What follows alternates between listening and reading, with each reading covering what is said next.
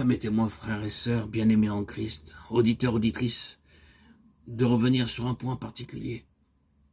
Il s'agit d'une vérité d'un caractère général et qui, par conséquent, nous touche tous et nous intéresse à tous les points de vue.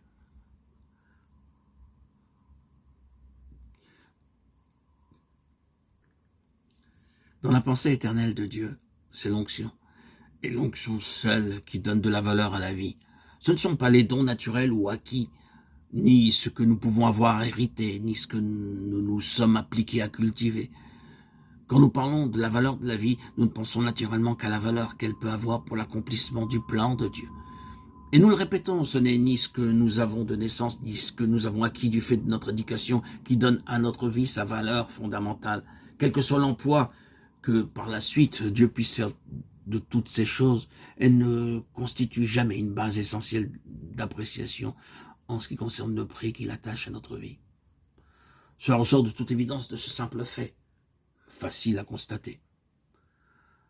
Quand il s'est agi pour Dieu de réaliser quelques grands desseins, c'est bien souvent sur un homme ou une femme dépourvu d'avantages naturels ou de privilèges acquis qu'il a jeté les yeux et dont il s'est servi pour faire éclater sa puissance. Il est exact, d'autre part, que Dieu s'est aussi servi d'hommes et de femmes qui devaient beaucoup à leur naissance ou à leur éducation. Le fait donc que la chose soit vraie dans les deux cas montre bien qu'il doit y avoir un autre facteur. Cet autre facteur, c'est précisément l'onction.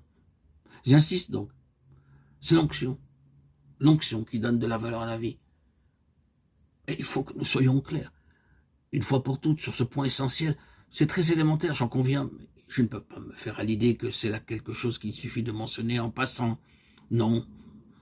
On peut évidemment se borner à voir là une proposition intéressante, quelque chose de juste, bon à noter et bon à répéter aux autres, oui. Autre chose est d'avoir derrière soi, quand on en parle, le creuset d'une expérience positive, le douloureux arrière-plan d'une histoire personnelle avec Dieu, qu'elle laissait dans notre vie son empreinte ineffaçable. La vérité n'a du prix que si elle est assimilée, non pas intellectuellement, mais spirituellement. Et même alors, une vérité comme celle dont nous nous occupons n'acquiert tout son prix que si elle s'est imposée à nous par la voie douloureuse de l'expérience. C'est ce qui nous permet de dire et de répéter, c'est l'onction qui donne de la valeur à la vie. Quand pour expliquer le succès relatif de son ministère, un serviteur de Dieu se met à faire état de ses dons naturels, des connaissances qu'il a acquises ou des capacités qui lui sont propres, il va au-devant d'un désastre. Tôt ou tard, ses yeux s'ouvriront à la tragique vanité de ces choses. Il se sentira perdre pied. Et la situation dans laquelle il se trouvera lui arrachera ce cri. Ah, si seulement je ne m'étais jamais mêlé de l'œuvre de Dieu. Mais l'inverse est vrai aussi. Et c'est un fait pour lequel nous pouvons bénir Dieu. L'onction donne à la vie une valeur à laquelle elle n'aurait jamais pu atteindre et que rien d'autre n'aurait pu lui donner.